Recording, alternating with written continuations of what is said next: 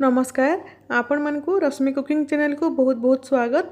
आज मु बिना प्याज रसुण रे मुग डालमा तैयारी करिबी। एटा आपण माने जे कोनोसी ओषा व्रत रे तैयारी करिकि खाई परिबे। तेबे चलंतु एथि पई कोन सब जिंस लागिबो फास्ट हमें देखि नबा। एथि पई मु हाफ कप मुग डाली नै छी,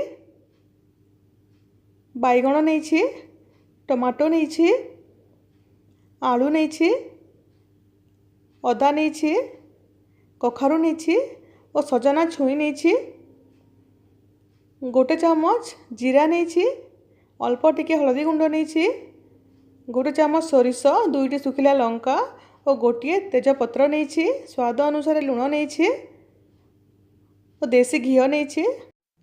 प्रथमे आम मुग डाली को भाजी नबा। गैस फ्लेम को लो रखिबा। लो फ्लेम रे टिके लाइट ब्राउन होगा पर्यंत मुग डाली को आम भाजिबा। देखंतु मुग डालीर कलर चेंज हो गलानी। एबे आम डाली को काढ़ी नबा। पुणी से कड़ाई रे आवश्यक अनुसार पानी देदबा, हलदी गुंड देदबा, स्वाद अनुसार लुण को देदबा। एबे एथिरे डाली को भल भाव रे धोईकी देदबा, भल भाव रे मिक्स करि नबा। एबे आमे कवर करिकी 7 ରୁ 8 मिनिट पई डाली को कुक हेबा पई छाड़ी दबा मीडियम फ्लेम रे। देखंतु 7 ରୁ 8 मिनिट हो गलानी।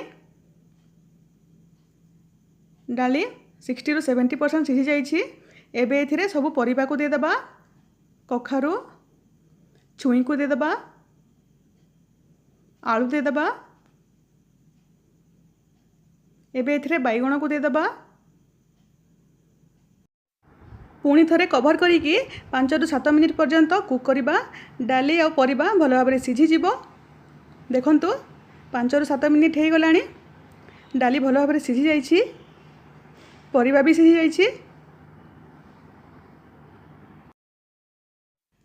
जदि आपण माने आउ टिके डाली बहलिया खाइबा पई पसंद करंती ताहेले 2 ରୁ 3 मिनिट हाई फ्लेम रे डाली को फुटिबा पई देबे।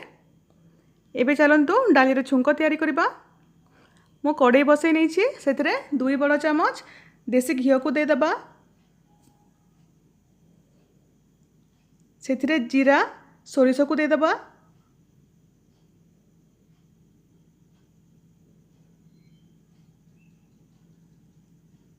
गोटे तेजपत्र देदबा,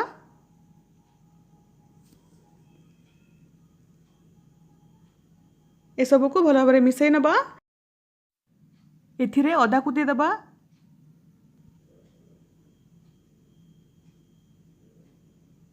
एथिरे डालीर फ्लेवर बहुत सुंदर आसी थाए।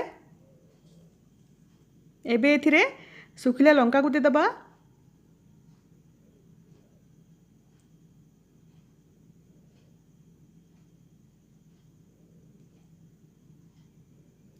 एबे एथिरे कटा टमाटो को देदबा। ए सब को भल भाव गोलई नबा।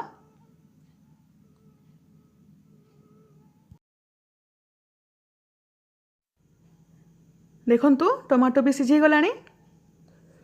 आपण माने एही डालमा को जे कोनोसी ओषा व्रत रे तैयारी करिकि खाई परिबे। खाइबा पई बहुत स्वादिया लागि थाए। एबे आमे डाली को ढाली नबा।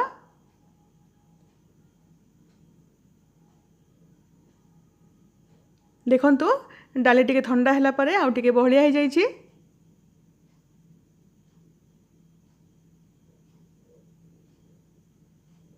एबे एथिरे भजा लंका और जीरा पाउडर पकेइबा।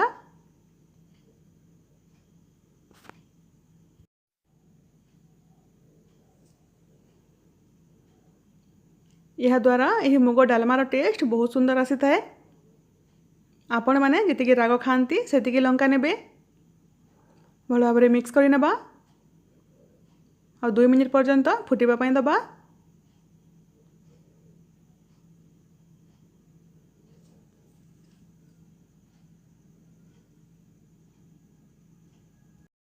आपण माने गरम गरम अरुआ भात नहले परोटा सहित यही डालमा को खाई परिबे। खाइबा पई बहुत टेस्टी। आपण माने भी ए रेसिपी को निश्चय ट्राई करंतु और केमिति लागिला आपनक अनुभव मो सहित कमेंट निश्चय जणांतु।